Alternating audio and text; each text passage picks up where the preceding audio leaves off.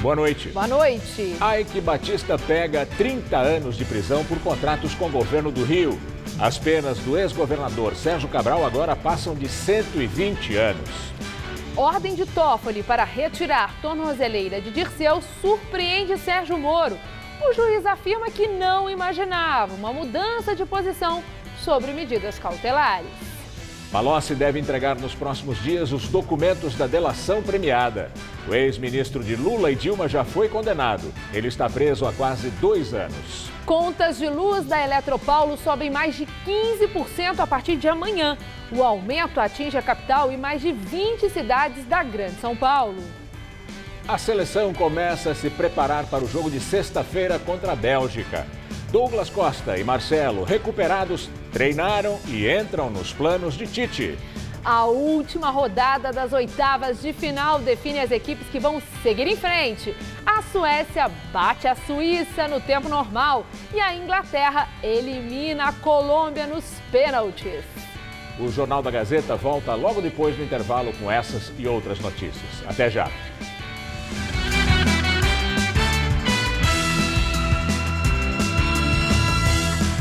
Próximo domingo. O entrevistado do Hora do Voto é o pré-candidato à presidência da República, Álvaro Dias, pelo Podemos. Hora do Voto, próximo domingo, 11 da noite. A vida passa pelo metrô, todos os dias. Para ir ao trabalho em menos tempo, voltar da escola, encontrar as pessoas, seguir em frente. Enquanto você vai e vem, estamos sempre por perto, investindo ainda mais em segurança e acessibilidade, para que momentos assim aconteçam. Metrô de São Paulo. Há 50 anos, nossas histórias se conectam. Governo do Estado de São Paulo. Guarujá Goldens, um novo conceito de empreendimento no litoral. Uma experiência de conforto e bem-estar para a sua família. Vista deslumbrante no melhor do Guarujá. Um resort 6 estrelas para toda a sua vida. Desconto de 15% até 30/4/2018. Guarujá Goldens, para você.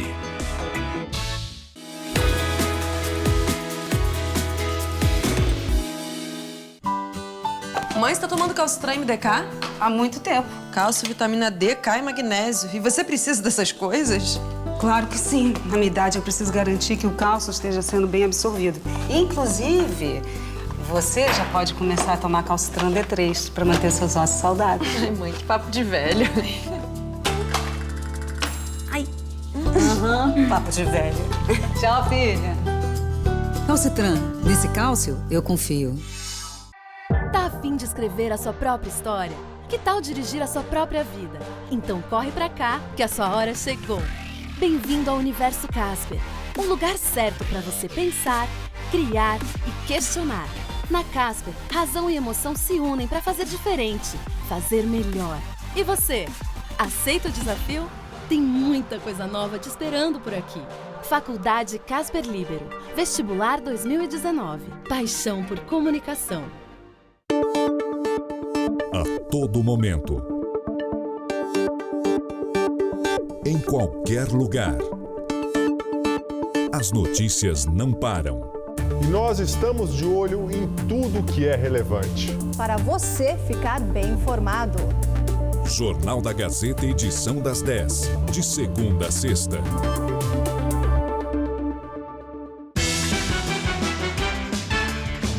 Oferecimento Faculdade Casper Líbero. Paixão por comunicação.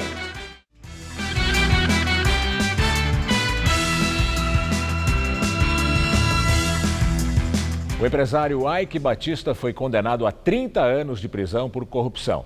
Ele vai ter que pagar também multa de mais de 50 milhões de reais. Ike Batista foi acusado de pagar 16,5 milhões de dólares de propina a Sérgio Cabral, que também foi condenado nesta ação penal. Bretas sentenciou o ex-governador do Rio a 22 anos de prisão. Somadas, as penas de Cabral ultrapassam os 120 anos de cadeia. Ike Batista ainda terá de pagar uma multa de 53 milhões de reais. Foi a primeira condenação do empresário na Lava Jato. A propina teria sido paga a Cabral no exterior, segundo o Ministério Público Federal. Há 6 anos, Eike Batista era considerado o 7º mais rico do mundo, segundo a revista Forbes. Tinha um patrimônio estimado em 34 bilhões e meio de dólares. Fez fortuna após montar um império de empresas em diversos setores, do petróleo ao entretenimento. Tinha trânsito livre com políticos em Brasília e, durante os governos Lula e Dilma, conseguiu diversos empréstimos no BNDES. Na CPI, que investigou o banco, disse que os financiamentos não deram prejuízo à instituição. Eike Batista era tido como um prodígio nos negócios. No entanto, viu seu império começar a ruir em 2012. No ano seguinte, as ações da petrolífera OGX desceram ralo abaixo. E levou o grupo do empresário à mais profunda crise de confiança, que culminou com o pedido de recuperação judicial da companhia OGX. Em delação premiada, Mônica Moura, mulher do marqueteiro do PT João Santana, disse que Eike Batista fez pagamentos ao casal em contas no exterior. Disse ainda que os ex-ministros Antônio Palocci e Guido Mantega foram os intermediadores do dinheiro de Eike, que era destinado ao Caixa 2 do PT. De acordo com a marqueteira, os recursos não foram declarados à Justiça Eleitoral. O PT e ex-presidentes negam qualquer irregularidade. Na Lava Jato, Eike Batista foi preso em janeiro do ano passado e, desde outubro, cumpre recolhimento noturno. Ele é obrigado a ficar em sua mansão no Rio à noite e também durante feriados e fins de semana. A defesa do empresário disse que vai recorrer da decisão de hoje. Também foram condenados a mulher de Sérgio Cabral, Adriana Anselmo, o ex-secretário Wilson Carlos, Carlos Miranda e o braço direito de Eike, Flávio Godinho, ex-vice-presidente do Flamengo. Adriana Anselmo foi sentenciada a 4 anos e 6 meses de prisão, acusada de receber propina por meio do escritório dela. Na Lava Jato, a pena de Adriana já ultrapassa 20 anos de cadeia. Hoje, ela cumpre prisão domiciliar. Juiz Sérgio Moro disse que se equivocou ao mandar colocar tornozeleira no ex-ministro José Dirceu, do PT. A manifestação veio após o ministro Dias Toffoli, do Supremo, cassar a decisão do juiz de Curitiba em que determinou que Dirceu usasse tornozeleira eletrônica. Toffoli derrubou outras restrições que as medidas cautelares impunham a Dirceu, como deixar o país e se comunicar com outros acusados ou testemunhas. Condenado na Lava Jato a 30 anos de prisão, o ex-ministro foi solto na semana passada, por determinação da segunda turma do STF. Em despacho, o juiz Sérgio Moro lamentou que o fato de ter restabelecido as medidas cautelares tenha sido interpretado como descumprimento da decisão do STF. Ele diz que, na verdade, buscava cumpri-la, uma vez que a segunda turma havia decidido antes, na votação de um habeas corpus, pela necessidade da medida. O juiz disse não imaginar que impor a tornozeleira tinha se tornado desnecessária. Moro também argumentou que a juíza encarregada da execução da pena de Dirceu no Distrito Federal determinou que o ex-ministro se reapresentasse à 13ª Vara Federal de Curitiba para dar continuidade ao cumprimento das medidas cautelares. Agora, com a decisão do Supremo, Dirceu poderá ficar em casa até o julgamento do recurso no Superior Tribunal de Justiça, o que não tem data para ocorrer. Nesta ação penal, o petista é acusado de receber 12 milhões de reais em propina de empreiteiras por meio de contratos superfaturados com a Petrobras. De acordo com o Ministério Público, ele recebeu o dinheiro enquanto era julgado no mensalão petista no STF. No Twitter, o coordenador da Força Tarefa da Lava Jato se manifestou contra a decisão de Toffoli. O procurador Deltan Dallagnol afirma que o ministro beneficiou seu ex-chefe. Antes de assumir uma vaga no Supremo, Dias Toffoli foi advogado do PT e foi assessor da Casa Civil quando José Dirceu era o ministro da pasta no governo Lula. Durante o julgamento do mensalão petista em 2012, não se declarou impedido de julgar o caso. O ministro Dias Toffoli do Supremo arquivou a investigação sobre o deputado federal Daniel Vilela, do MDB de Goiás, e do pai dele, o ex-governador do estado Maguito Vilela. Toffoli levou em conta a demora da investigação sem indícios de crime. A Procuradoria-Geral da República tinha pedido a continuidade da apuração na primeira instância da Justiça Eleitoral. O inquérito foi aberto em 2017, a partir da delação de executivos da Odebrecht. A suspeita era de que, em troca de contratos firmados para saneamento básico, a construtora tenha repassado R$500 mil para a campanha de Maguito Vilela à Prefeitura de Aparecida de Goiânia, em 2012. Maguito também teria pedido mais de R$1 milhão para a campanha do filho, Daniel Vilela, a deputado federal pelo PMDB. O repasse teria sido feito pelo setor de propinas da Odebrecht. Hoje, ao decidir pelo arquivamento, Toffoli reconsiderou uma decisão tomada por ele mesmo no fim de junho, quando havia mandado o caso para a primeira instância da Justiça Eleitoral. E agora vamos ao comentário de política com o José Neumann e Pinto. Tudo isso aí é coerente com uma coisa. O Dias Toffoli foi subordinado do Zé Dirceu, quando o Zé Dirceu era chefe da Casa Civil e ele fazia parte da consultoria jurídica. Depois ele foi advogado-geral da União e, como advogado-geral da União, foi subordinado do Lula. E ele está lá no Supremo sem dar a mínima para isso, né? Ao contrário, ele diz o seguinte: olha, esse juiz Sérgio Moro desobedeceu a uma ordem da segunda turma. E o Sérgio Moro esclareceu, o que é verdade, porque está noticiado, que apenas deu sequência à ordem da juíza de execuções penais de Brasília. Então, o que ele está fazendo é, primeiro, mostrando para a nação que ele está ali no Supremo para combater o combate à corrupção que é feito por agentes federais, pelo Ministério Público Federal e pela Justiça Federal da primeira instância.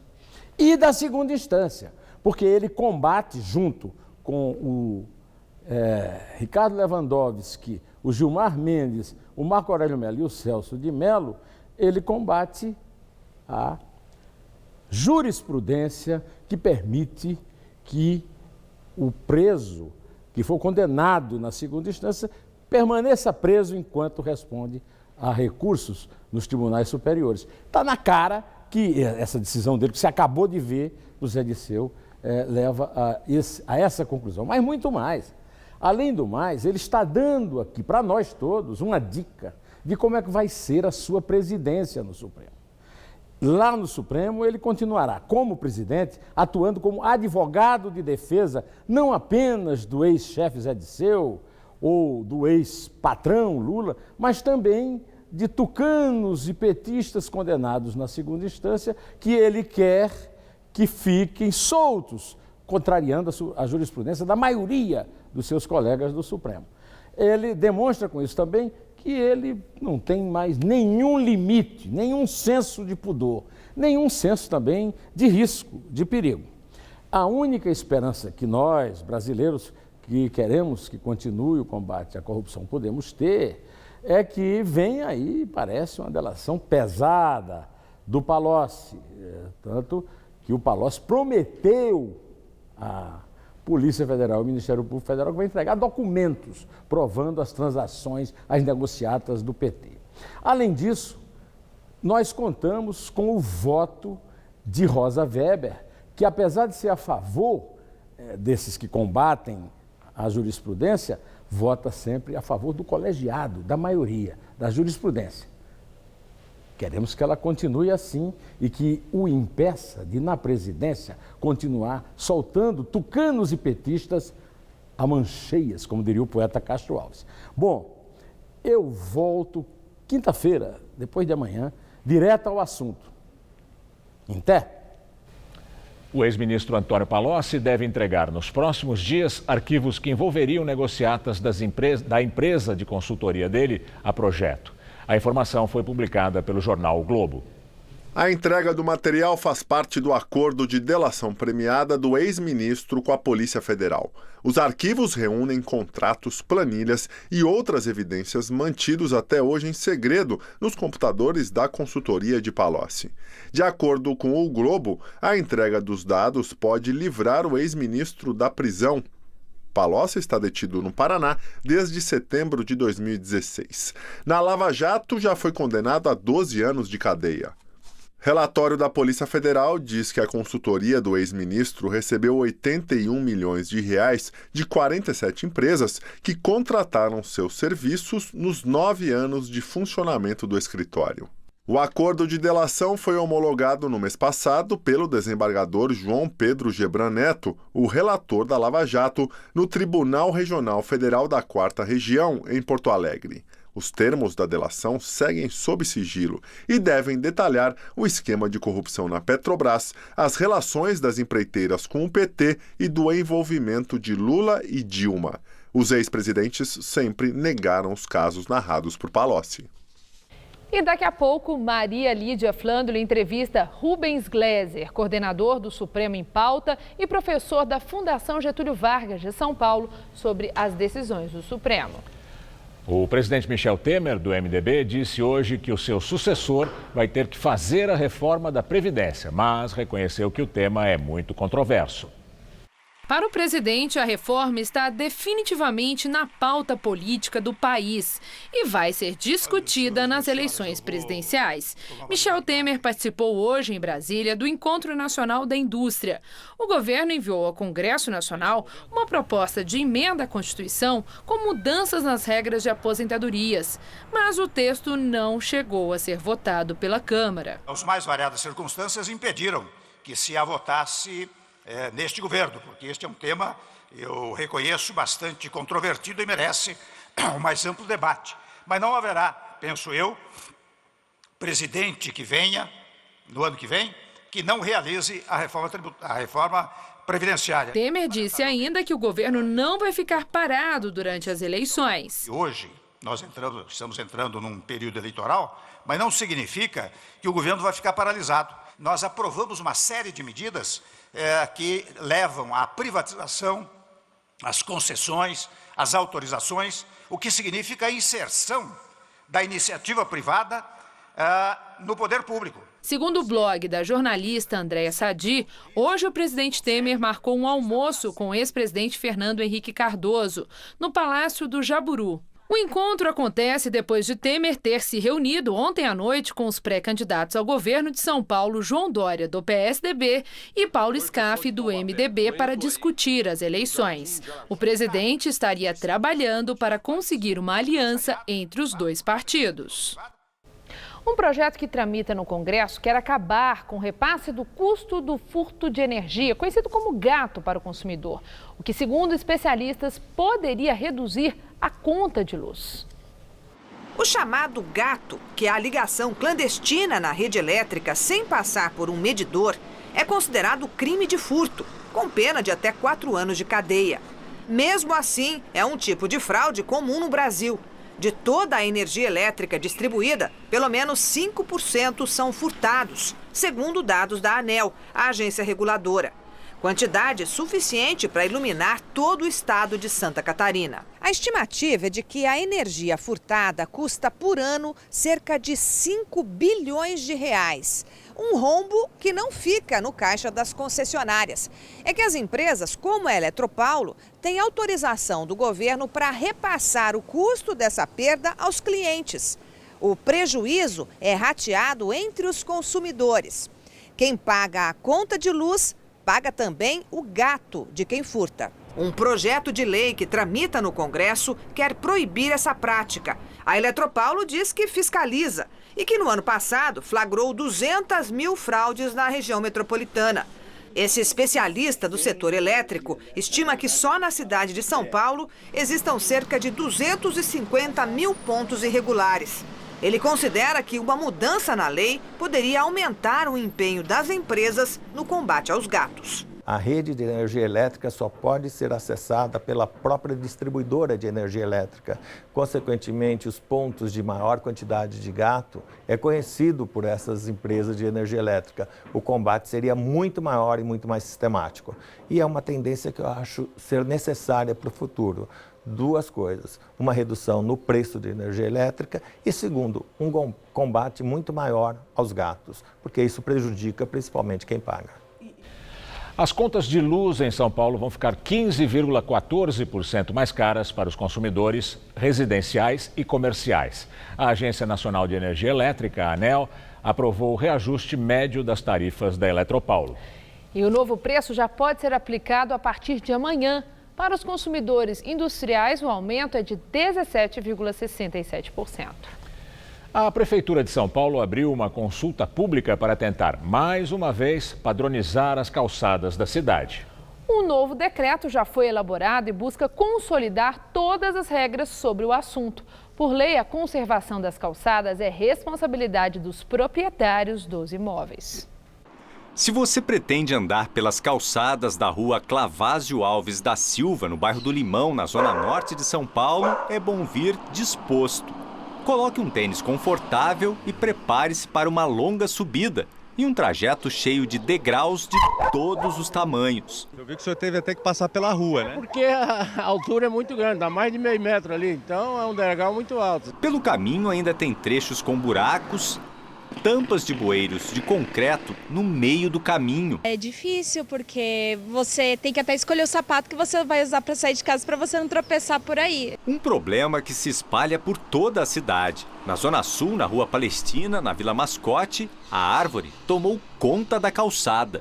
Nas ruas próximas, como a Derval e a Maratona, os passeios irregulares também exigem atenção e fôlego. Tem que ser bem atleta. Aqui, por exemplo, é impossível de passar, aqui né? Não dá, com certeza não dá e é até um perigo uma criança menor vir e cair. Esse aqui caiu um dia desse aqui. Foi passar em cima aí caiu no chão. Em São Paulo, há uma série de leis sobre manutenção, reforma e construção de calçadas. Com o novo decreto, a Prefeitura quer colocar num único documento todas essas normas, que infelizmente nem sempre são cumpridas ou fiscalizadas. Um problema antigo e que pouco se faz para resolvê-lo. Agora, com a mudança, as calçadas que estiverem em perfeito estado de conservação não precisarão ser refeitas, mas quando forem reformadas, deverão atender aos padrões já estabelecidos. Uma das novidades, por exemplo, é com relação ao tamanho da calçada. Aquelas que tiverem mais de 2,40 metros de largura deverão ter, no mínimo, 50% do espaço livre para os pedestres. O munícipe vai ter condições de ir num documento só, saber o que ele tem que fazer, como proceder para fazer a reforma, a conservação ou uma nova calçada que ele queira. A administração municipal prorrogou para o dia 15 de julho uma consulta pública, antes do prefeito Bruno Covas, do PSDB, assinar o decreto. Você pode enviar sugestões e reclamações sobre o tema. A calçada é pública, né? Ela é de responsabilidade do munícipe enquanto estiver na frente do seu lote, mas ela é pública. Então, todos têm direito de usá-la, de caminhar, né? E caminhar bem. A Secretaria Municipal das Prefeituras Regionais disse que foram aplicadas 8.309 multas por causa de calçadas irregulares, de 2016 até junho deste ano. Ela destacou à Prefeitura que a fiscalização é feita por 421 agentes. A multa é de R$ 439,66 por metro linear. E vamos agora à Copa do Mundo com Estela Gontijo e Celso Cardoso. No último dia das oitavas de final, a Suécia garantiu a classificação de maneira emocionante. Muito boa noite, Celso. Boa noite, Stella. Em São Petersburgo, a seleção sueca venceu a Suíça por 1-0, um jogo inédito na história da Copa do Mundo. Depois de 24 anos de espera, finalmente a Suécia avançou às quartas de final. O gol da classificação saiu aos 20 minutos do segundo tempo.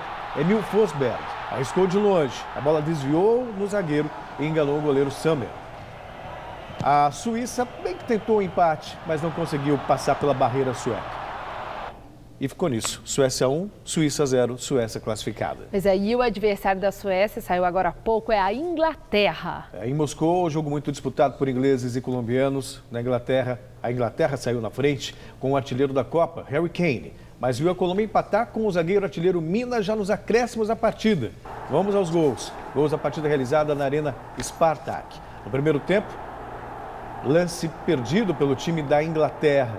E aí, neste lance, o pênalti marcado pela arbitragem. Harry Kane cobrou e colocou a Inglaterra na frente, 1-0. Aí, aos 48 do segundo tempo, o Minas subiu mais que todo mundo para decretar um empate, 1-1. E aí, na cobrança por pênaltis, o primeiro foi convertido pelo Falcão Garcia, depois Kane empatou para a Inglaterra. Chegou a vez de Quadrado, que bateu e marcou mais um para a Colômbia, 2-1. O Rashford deixou tudo igual, 2-2. Muriel fez mais um para a Colômbia, 3-2. Aí o Henderson desperdiçou para a Inglaterra, deixando a Colômbia em vantagem. Só que o Uribe também não foi feliz na cobrança. Errou. O empate inglês com Brentford. E aí, mais um pênalti perdido, dessa vez perdido pela bela defesa do goleiro inglês, né? O Bacca perdeu o pênalti e o Dia garantiu a vitória inglesa nos pênaltis por 4-3. A Inglaterra, portanto, nas quartas de final da Copa do Mundo da Rússia. Pois é, e após a vitória de ontem, né, a seleção brasileira está de olho, olha, na Bélgica. Na próxima sexta, às 3 horas da tarde, o time do técnico Tite enfrenta os belgas com uma das defesas menos vazadas do Mundial. A disputa pela semifinal no campeonato coloca duas seleções bem equilibradas em confrontos. Veja como foi o treino brasileiro antes do duelo na Arena Casé, na busca pelo 6º título de um Mundial. Depois da boa vitória sobre o México, a seleção brasileira realizou a primeira atividade em Sochi, preparatória para o jogo diante da Bélgica pelas quartas de final. Em campo, apenas os reservas e aqueles que jogaram pouco contra os mexicanos, já que os titulares fizeram um treino regenerativo no hotel. A boa notícia ficou por conta de Douglas Costa, que foi liberado pelos médicos e já participou dos trabalhos. Marcelo também treinou normalmente. Assim, Tite terá todos os jogadores à disposição para o duelo da próxima sexta, com exceção de Casemiro, que está suspenso. Fernandinho deverá ser o substituto. Celso, como que o Brasil deve jogar contra a Bélgica? Essa é uma boa pergunta que provavelmente o Tite também deve estar se fazendo. Veja só, o time belga é um time recuado no começo, como jogou também contra o México. Jogou com um time um pouco mais recuado e depois começou a se soltar. No segundo tempo é que o time jogou mais à frente. É que, na verdade, não foi bem que a seleção jogou recuada. É que o México impôs um ataque à seleção e a seleção não ficou sem saída. E depois, quando ganhou moral, jogou um pouco recuado no começo. O primeiro lance e aí ganhou confiança e foi para cima. A Bélgica tem um ataque muito poderoso, é o melhor ataque da Copa do Mundo, então há de se respeitar. Por outro lado, também tem deficiências no setor defensivo. Tanto que o Japão conseguiu marcar 2 gols na Bélgica. A Tunísia, lá atrás, não é nenhum super time, também marcou 2 gols na Bélgica. Então... A chave da Bélgica não era uma chave muito difícil. Tinha Panamá, Tunísia, né? Mas poucas seleções golearam nessa Copa do Mundo. Só né? A gente viu, pois é. E a Bélgica fez... E também a Inglaterra, né? E a Bélgica fez a lição de casa. Então tem um ataque muito bom. Tem o Lukaku, que é um dos artilheiros da Copa do Mundo, atrás do Harry Kane da Inglaterra, que tem 6 gols, o Lukaku tem 4 gols. Então, no primeiro momento, imagina-se a Bélgica buscando um pouco mais o jogo. Só que o Brasil tem um contra-ataque muito rápido também, seja com o Willian, seja com o Neymar, o próprio Gabriel Jesus. Então, imagina um jogo muito equilibrado. Casemiro vai fazer falta? Sim, sem dúvida. O Casemiro faz falta, tem sido um dos melhores jogadores da seleção brasileira. O Fernandinho, por outro lado, é jogador de alto... Não, joga. O Fernandinho também é bom jogador, é de alto nível, joga muito bem no Manchester City. E o Tite também ganhou reforços importantes. O próprio Douglas Costa, com opção para o segundo tempo, né? Fica essa dúvida entre Tem todos os jogadores disponíveis. O Felipe Luiz e o Marcelo. Vamos ver o que vai acontecer até quinta-feira. Tá certo. O Tite estudou muito a Bélgica. A gente vai conseguir ganhar. Faz tempo. Muito obrigada. Boa noite. Uma boa noite para você. Com você, Gamberini. Uma operação policial em Minas Gerais prendeu 170 suspeitos de ligação com facções criminosas. Prisões foram feitas em Belo Horizonte e em outras cidades da região metropolitana. No sul de Minas Gerais, segundo a Polícia Militar, os mandados de prisão foram cumpridos em Varginha, Boa Esperança, Ilicínia, Coqueiral, Andradas e Caldas. Tiveram preferência os mandados contra criminosos foragidos ou com pedido de prisão em aberto e que tivessem envolvimento com crimes como homicídio, latrocínio, tráfico de drogas, ataques a ônibus e explosão de caixas eletrônicos. A maioria dos criminosos já esteve presa. Vários estavam foragidos há muito tempo. E não só isso, Alvos que estavam foragidos há muito tempo só entraram na nossa seleção de alvos aqueles que, pelo serviço de inteligência, ainda impactavam com as ações criminosas. 6 pessoas da mesma família foram mortas em Mangaratiba, região metropolitana do Rio de Janeiro. A polícia acredita que a chacina foi motivada por disputa pelo tráfico de drogas na região. Segundo familiares e vizinhos, o alvo era Bruno de Souza dos Santos, de 19 anos, conhecido como Índio. As outras 5 vítimas, familiares dele, teriam sido executadas dentro da residência por queima de arquivo. Apenas um bebê de 7 meses foi poupado. Bruno correu para o quarto, tentou escapar pela janela e foi morto em cima do telhado de uma casa vizinha. A polícia investiga a hipótese de que o crime tenha sido praticado por traficantes da região. Bruno vendia drogas de forma independente, sem prestar contas para o chefe do tráfico local. Equipes de resgate de vários países ainda não sabem como salvar 12 adolescentes e um adulto presos numa caverna inundada na Tailândia. O grupo foi encontrado ontem, depois de 9 dias desaparecido. As equipes estudam 3 possibilidades. A primeira seria abrir uma espécie de poço para içar os sobreviventes pelo teto. A segunda seria drenar os túneis da caverna. As equipes já estão bombeando a água que inundou as câmaras. Mas chove muito na Tailândia nesta época do ano, o que dificulta o trabalho. A terceira e mais arriscada possibilidade seria ensinar o grupo a mergulhar para sair da caverna cheia d'água. Mas os 12 meninos que têm entre 11 e 16 anos não sabem nadar e o mergulho em cavernas é extremamente perigoso. Mais de 60 imigrantes estão desaparecidos há 2 dias num naufrágio na costa da Líbia.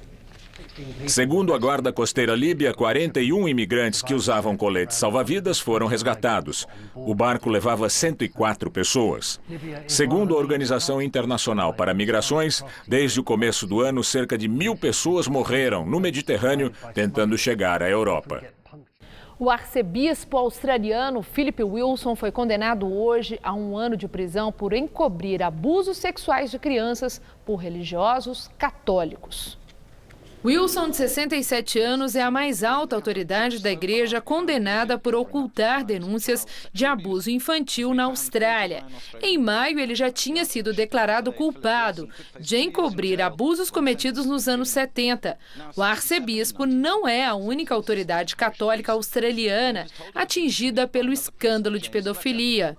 George Pell, bispo emérito de Sydney e tesoureiro afastado do Vaticano, foi denunciado em abril por ter abusado de 2 crianças. Ele ainda não foi julgado. A Fundação Casper Líbero recebeu hoje o colar Carlos de Souza Nazaré, que celebra os 86 anos do movimento constitucionalista de 1932. O jornalista Casper Líbero foi um dos líderes da Revolução. Um dia de reconhecimento. No aniversário de 86 anos do movimento constitucionalista, a Fundação Casper Líbero recebeu a homenagem na Câmara Municipal de São Paulo. O jornalista Casper Líbero, patrono da fundação, foi um dos líderes da Revolução de 32 e lembrado na cerimônia na noite de hoje. A gerente jurídica da fundação, Lilian Rodrigues, representou o superintendente Sérgio Felipe dos Santos na entrega do colar Carlos de Souza Nazaré. Muito justo, e eu fico muito feliz em que Casper Líbero tenha sido lembrado nesse momento, em 2018, de tudo que ele fez pelo Brasil e por São Paulo, O colar é uma honraria criada pela Associação Comercial para homenagear pessoas e instituições que fazem a diferença em São Paulo. Carlos de Souza Nazaré foi presidente da associação em 1932 e propiciou suprimentos e apoio logístico ao Exército Constitucionalista, o que permitiu aos paulistas resistirem durante 3 meses às tropas da ditadura contra São Paulo. O colar, que leva o nome dele, é entregue desde 2002. O Casper Líbero, nossa parceira, uma instituição de tanta importância para a cidade de São Paulo, pela sua história, pela sua localização, por tudo que fez, faz e certamente fará. A Associação Comercial tem assento no Conselho Curador da Fundação Casper Líbero. Os demais homenageados foram o embaixador Rubens Recupero, o maestro João Carlos Martins, idealizador da Fundação Baquiana, e a Estância Climática de Cunha, cenário da Revolução de 32. Em 1932, São Paulo lutou por democracia, por imprensa livre e garantias legais. No ano seguinte, ao movimento, o jornalista Casper Libero, um apaixonado por esporte, criou então a prova ciclística de 9 de julho, que homenageia a Revolução Constitucionalista. A próxima edição será na segunda-feira que vem. Agora, no inverno, a umidade do ar diminui. Com o tempo mais seco, aumentam, por consequência, a concentração de poluentes e os problemas respiratórios. Irritação dos olhos e garganta e tosse seca estão entre as queixas mais comuns, que podem evoluir para casos mais graves, principalmente para quem tem doenças crônicas, como a asma. Lá está ela, a camada cinza no horizonte de São Paulo, revelando a alta concentração de poluentes dessa época do ano. Culpa do tempo seco, típico do inverno, que favorece efeitos nada agradáveis no nosso corpo. Sinto muito a garganta, o olho. A gente sente muita dificuldade nesse tempo. A coisa que mais me pega é meu olho. Olha o estado que tá. Me arde muito, queima muito meu olho. Nariz, garganta, meus netos também ficam mal pra caramba.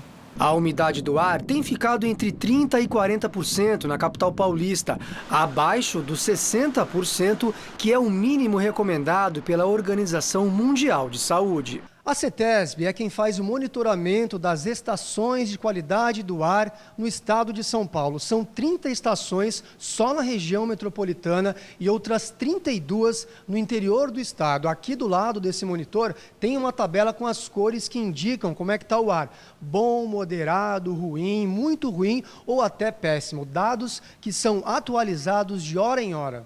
Chove já desde o dia 13 do mês passado.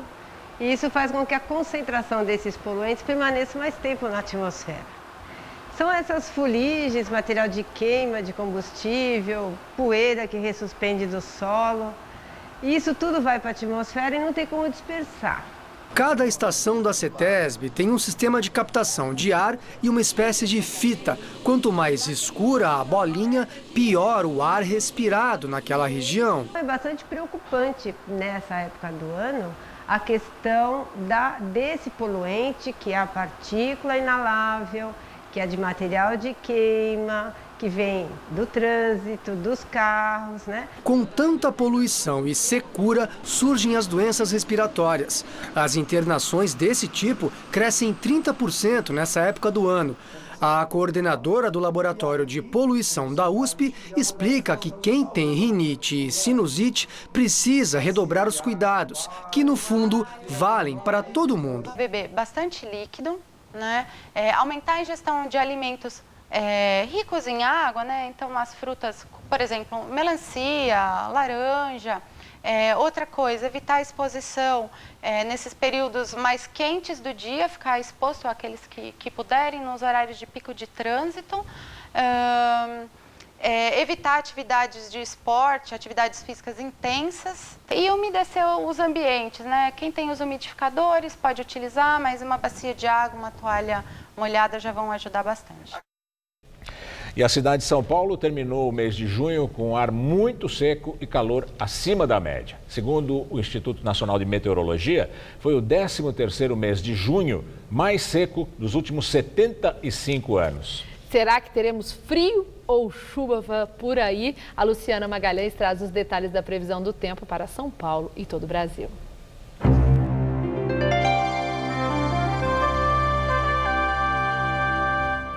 Uma frente fria vinda do sul do Brasil já está passando pelo sudeste. Mesmo ela indo embora, amanhã chove fraco e a temperatura fica amena, principalmente em São Paulo e no Rio de Janeiro. Já no sul, o tempo continua instável e frio. E nessa grande área em laranja do mapa, uma forte massa de ar seco mantém o tempo firme e o ar bem difícil de respirar. Chuva só no extremo norte e também no litoral do Nordeste. Vamos ver agora a nossa tabela de temperaturas? Olha, em Brasília o tempo continua firme e ameno, com máxima de 25 graus. No Rio de Janeiro, por causa da frente fria, a temperatura cai para os 27. Em Fortaleza, o calor continua, amanhã máxima de até 32 graus. E em Porto Alegre, frio, com mínima de 8 e máxima de apenas 14 graus. No estado de São Paulo, teremos aumento da umidade e queda de temperatura. Mas isso só acontece no leste paulista, porque nas demais áreas o ar continua seco e o tempo quente. No centro-oeste, máxima amanhã de 31 graus em Araçatuba e também em Presidente Prudente. Já no norte do estado, Ribeirão Preto e Araraquara terão a mesma máxima, 30 graus. E no litoral a temperatura cai bastante, não passando dos 22 graus em Santos e dos 20 em Caraguatatuba. Para a capital, as mudanças trazidas pela passagem de uma frente fria não devem continuar por muito tempo, não. Amanhã ainda teremos temperaturas mais baixas e céu com mais nebulosidade, máxima de 23 graus. Mas a partir de quinta, o céu abre de novo e o calor volta, sem previsão de uma gota de chuva. Máximas de 28 e de 27 graus. A Justiça do Equador ordenou agora à noite a prisão preventiva do ex-presidente do país, Rafael Correa. Correa foi indiciado no mês passado por suposto envolvimento no sequestro do ex-deputado Fernando Balda em 2010. Ele deveria se apresentar a cada 15 dias para prestar esclarecimentos ao tribunal em Quito, mas não compareceu à audiência marcada ontem. Ele se apresentou na Embaixada Equatoriana na Bélgica, onde vive desde maio. Mas a Justiça considerou a ação um ato de desobediência. A Interpol deve atuar na prisão e na extradição de Correa. Com a missão de oferecer à cidade de São Paulo um espaço integrado dedicado às esculturas e à ecologia, o MUBI traz a exposição Amazônia, os novos viajantes. É a primeira mostra que retoma o projeto inicial do museu, unindo as temáticas arte visual e meio ambiente. O tronco enorme é de um jatobá e no microscópio o visitante pode ver numa lâmina mais fina que um fio de cabelo a estrutura celular da madeira. Na bancada, os instrumentos e o material coletado em campo pelos pesquisadores. O que você achou dessa experiência do microscópio aqui? Acho que é bacana para as crianças, né? A gente está passando aqui exatamente para isso, para elas interagirem não só com o museu em si, que já é uma arquitetura toda aqui desse prédio, mas para elas vivenciarem essa questão, né, dessa exposição da natureza, o que é as preocupações. A exposição mostra também as imagens captadas pelos fotógrafos que, junto com os cientistas, foram explorar a Amazônia, como nas expedições do século XIX, quando eram os artistas que, nos desenhos, documentavam a flora, a fauna e a vida na floresta. Reaproximar ciência e arte foi também um jeito de resgatar a ideia original do MUBI, o Museu Brasileiro de Escultura e Ecologia. A mistura agradou ao público. Eu acho que tem muitos artistas procurando nas materiais científicos para buscar elementos para o trabalho deles. E nem sei se os cientistas usam muito o trabalho dos artistas. Seria bom para fazer essa ponte. Na instalação, a artista plástica imprimiu imagens da floresta em folhas de taioba, planta que recolheu durante a viagem à Amazônia. Esse é um processo que se chama fitotipia.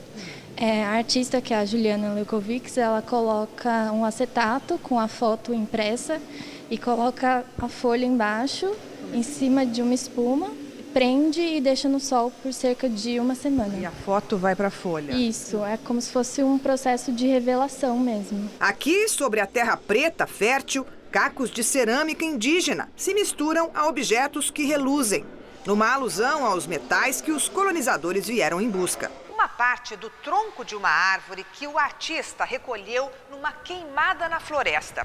É a matéria-prima da escultura. E deixa evidente o compromisso que a arte pode ter com a defesa do meio ambiente. A obra como forma de denúncia. Essa ideia de ecologia foi esquecida ao longo da história do MUBI e essa é a primeira mostra que traz de volta o tema da ecologia para o campo das artes visuais. Acho que é fundamental a gente ter uma consciência, né, do papel da Amazônia e talvez seja a questão mais urgente que a gente tem a tratar nos dias de hoje.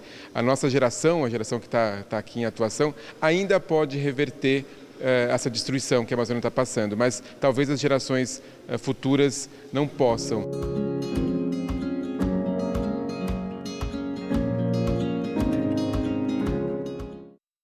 Essa exposição, Amazônia, os Novos Viajantes, fica em cartaz lá no MUBI até o dia 29 de junho, de terça a domingo, das 10 da manhã às 6 da tarde. A entrada é de graça.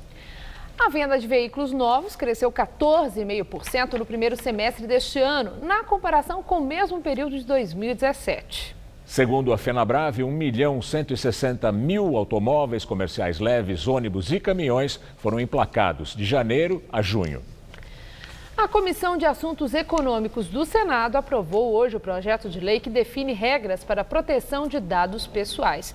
O texto vai para análise do plenário da Casa em regime de urgência e pode ser votado ainda esta semana. Esse projeto define o tratamento desses dados por empresas e órgãos públicos, com o objetivo de garantir a privacidade, inclusive na internet. O texto define multas para a empresa que usar ou divulgar indevidamente informações pessoais. Na entrevista do dia com Maria Lídia Flandoli, as polêmicas decisões do Supremo Tribunal Federal. Hoje, quem faz análise é Rubens Gleiser, professor da Escola de Direito da Fundação Getúlio Vargas de São Paulo e coordenador do Supremo em Pauta da FGV. Muito obrigada, professor, por estar conosco. Bom, a cada dia o Supremo surpreende com decisões que de verdade são mesmo muito polêmicas. Dessa vez foi a decisão do ministro Dias Toffoli em relação a uma decisão do juiz Sérgio Moro de exigir que José Dirceu, que foi solto recentemente por ordem da segunda turma do Supremo Tribunal, de exigir que José Dirceu usasse a tornozeleira eletrônica. Muito bem, parece que não agradou lá, não sei se foi toda a turma que se sentiu afrontada, mas quem agiu foi Dias Toffoli, que cassou a decisão de Sérgio Moro. Quero começar por aí. Toffoli deu uma carteirada para mostrar quem é que manda? Sabe que, antes de responder, eu gostaria até de demonstrar um pouco minha perplexidade inicial com essa situação, esse clima um pouco, né? Porque os juízes discordarem, ou supor que um juiz errou e ter um sistema de correção, é uma premissa do nosso sistema. Tem um juiz, tem um tribunal, tem um recurso, tem vários tribunais para várias causas. Então, que história é essa de se sentir afrontado? Né? Me choca muito essa dimensão pessoal dos conflitos e se deixa cada vez mais de lado as instituições. Então se discorda, porque não podia ter sido tomado daquele jeito, se corrige a decisão. Eu acho que esse tom está se alimentando uma situação que já degringolou, que as pessoas não confiarem nas instituições, as pessoas acharem que o judiciário é político. Então, eu gostaria de ver um pouco mais de responsabilidade e sensatez nessa hora de tratar um pouco esses conflitos. Mas o que está acontecendo? É uma espécie assim de queda de braço, um torneio entre ministro, magistrado ou entre eles próprios? É muito difícil de ler.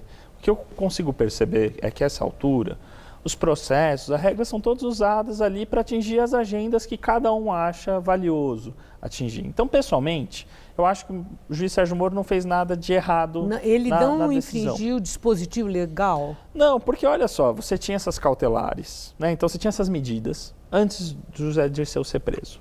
Dele é preso. Daí, na decisão em que se analisam se ele podia ter sido preso ou não, o STF diz, não podia ter sido preso, solta. Era natural esperar que voltasse a situação anterior, porque ninguém em nenhum momento falou sobre essas cautelares, que era a questão da tornozeleira, não foi apreciado. Então falou assim, bom, já que ninguém falou isso, volta a tornozeleira, suspende a prisão, e daí o Supremo falou, não, está havendo uma afronta à autoridade do Supremo. Tem um pouco esse tom, mas também é o seguinte, era de se esperar que, para discutir a questão da tornozeleira, passasse por todo esse trâmite. Então, Tribunal Regional Federal, pipipi, bababá, e vai subindo. Quando o ministro diz que foi desrespeitado o tribunal, ele pode julgar direto. Então, existe também uma espécie de retórica aí de dizer, olha, tá certo que ele não pode dizer a gente não tratou disso. Ele fala, olha, estava claro, estava subentendido que não podia nada, e como está desrespeitando o Supremo, eu vou já desde já dizer que tira a tornozeleira. Quer dizer, então tem meio que uma burla. de juiz de instância inferior não pode ousar se contrapor ou qualquer coisa nesse sentido a uma decisão do Supremo? E tem meio que uma artimanha processual, dizer o seguinte, em vez de eu ter que esperar, passar por todo o processo, chegar até aqui para eu tirar essa tornozeleira, eu vou desde já. fazer isso. Então, você vê aqui meio que uma disposição para usar os argumentos e os trâmites para falar o seguinte, olha, não quero essa afronta, eu vou... Então, assim, está todo mundo usando nos limites o poder que tem. Então, aí entra uma outra questão. Nós falamos aí esse caso, que é o caso do dia, né? Da hora, mas há também divergência entre os próprios magistrados, né? Da mesma turma, de turma diferente, lá no Supremo Tribunal. Essas recorrentes divergências, elas têm um fundo de discrepâncias na legalidade. Os juízes, eles estão muito centrados na aplicação estrita da lei e muito cuidadosos, ou, na verdade, existe aí também entre eles próprios uma disputa por visibilidade, algo que, inclusive, eu vi um artigo escrito pelo professor, muito interessante, publicado na Folha de São Paulo, que falava da legitimidade. Se pela legalidade eles invariavelmente têm e fundamentam as suas razões, pela legitimidade não há fundamento que justifique. Né? Então, o que é isso, professor? Olha, entre eles próprios. Eu acho que eles se embrenharam nessa luta, nessa briga meio campal, sem limites, porque eu vou dar um exemplo dessa coisa do que é legal, mas é ilegítimo. Então, os ministros podem fazer pedidos de vista, que é paralisar qualquer julgamento. E, a princípio, é um instituto criado para que, em casos complexos, o ministro tenha algumas semanas a mais para pensar e devolver. É um expediente ou realmente procede? Não, às vezes pode ser. Tem um caso, eles têm uma pauta muito atribulada, eles têm centenas, dezenas, milhares de processos e às vezes falam, não, isso é muito complexo, vou pensar 2 semanas. Isso é o razoável. Mas a gente sabe que tem ministros que vão pedir a vista para engavetar um processo, para que não seja julgado, para não ser vencido. E daí você tem algum ato legal, mas ilegítimo. O que a gente tem visto no Supremo Tribunal Federal é que eles fazem muitos atos legais, mas que ficam flertando com essa ilegitimidade, porque eles não visam uma decisão da instituição, um bem comum. Eles querem vencer, eles querem que a posição deles prevaleça. Essa não é uma boa atitude para os magistrados. E você pode ver que todas as entrevistas que nós temos tendo com o ministro do STF, a pergunta é, por que está tendo esse lado e aquele lado? E eles têm que dizer, ninguém tem lado nenhum. Bom, então estamos todos nós profundamente equivocados, ou eles não estão sabendo expressar bem. E a percepção da população disso tudo? Né? Porque não são poucas as críticas às decisões do Supremo, inclusive de quem entenda que eles atuam de maneira muito personalista, muito mais, e argumentam que é conforme a sua consciência, a sua interpretação da lei. E do outro lado, há quem entenda que não é nada disso, que são decisões com fundo subjetivo muito marcante, inclusive político-partidário. É essa a percepção que a população tem? É que eu acho que tem um equívoco também, acho que na imagem da população, assim, no imaginário social, tem o juiz técnico e o juiz político. E o juiz técnico segue a lei e a literalidade da lei e não tem nada dele, de influência moral dele. E existe um moral que faz toda a subjetividade dele, tudo que ele pensa ele põe lá. Só que é uma dicotomia um pouco falsa, porque mesmo juízes que querem respeitar a lei, às vezes vão divergir, eles vão entrar em desacordo. Porque a lei tem várias coisas de interpretação, tem nuances, tem tudo. Eu acho que isso é uma coisa. Então, uma coisa que é interpretar diferente, um ser mais garantista, outro ser menos garantista, isso faz parte. O que não faz parte é o movimento político partidário. E por que a população acha que existe essa atuação política e partidária? Porque o tribunal não é consistente ao longo do tempo. Parece que as decisões mudam de acordo com o réu, de acordo com o contexto. Então, acho que essa é a percepção da população de que o tribunal está fazendo política e não está fazendo direito. Agora, é mais por essa razão que o senhor diz, ou tem a ver também pela forma, pelo critério da indicação, que tem claramente cunho político? Mas eu não consigo imaginar pelo apadrinhamento, pelas indicações. Sabemos que a sabatina no Senado é para inglês ver. Olha, esse é um tema que eu estudo bastante. Aí eu acho que a percepção popular está um pouco equivocada. Em primeiro lugar, porque eu acho que não vai ter nenhum processo de indicação de ministro Suprema Corte em nenhum lugar, com nenhum mecanismo que não vá ser político. O que eu acho que as falhas desse processo vêm até pela falta de política. Tem pouco tempo para a população saber quem são as pessoas indicadas, por exemplo. A Argentina tem um modelo interessante, tem uma lista tríplice, todas as pessoas são sabatinadas, tem que ter um mês entre a indicação e a sabatina, tem mais tempo para o debate público. Aqui fica meio combinado de bastidor e sobe alguém. E aí ninguém sabe quem que é, o que se pensa. Então acho que a gente precisa de um pouco mais de política, mais controle popular, mais debate. Bom, a última questão é o que isso tudo pode resultar para essa percepção que a população tem, a desconfiança, a insegurança jurídica. Pode resultar nisso? Olha, eu vou dizer o que eu gostaria que resultasse. Eu acho que a gente está passando por um processo Gostaria de pensar que nós estamos passando por um processo da nossa democracia, em que as pessoas estão tendo que se responsabilizar, ter alguns debates duros, se deparar com diferenças profundas que existem na sociedade e ter que tomar posições sobre isso. E talvez isso leve para um momento maior de estabilidade, mais longevo, e tem aí uma dor do parto. Eu gostaria de pensar que é isso que está acontecendo, uma situação que nos força a nos apropriar das instituições e das posições políticas. Muito obrigada, professor. Eu que agradeço. Uma boa noite. Gamberini. A Petrobras suspendeu hoje os processos competitivos para a venda de ativos e parcerias no setor de refino e logística no Nordeste e no Sul do país.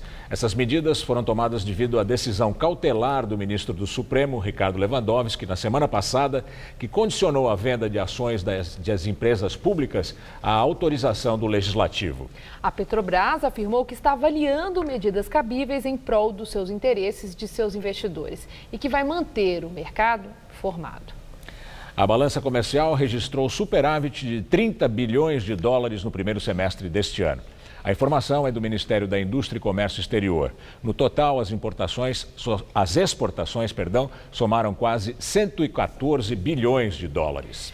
Já as importações chegaram a 83 bilhões e 700 milhões de dólares. Apesar do resultado positivo, o saldo é 17% inferior ao registrado no mesmo período de 2017, quando o superávit foi de 36 bilhões de dólares.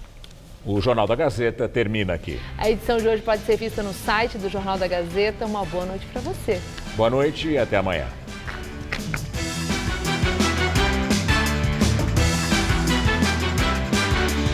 Próximo domingo, 11 da noite, em Hora do Voto, Maria Lídia entrevista o pré-candidato à presidência da República pelo Podemos, Álvaro Dias.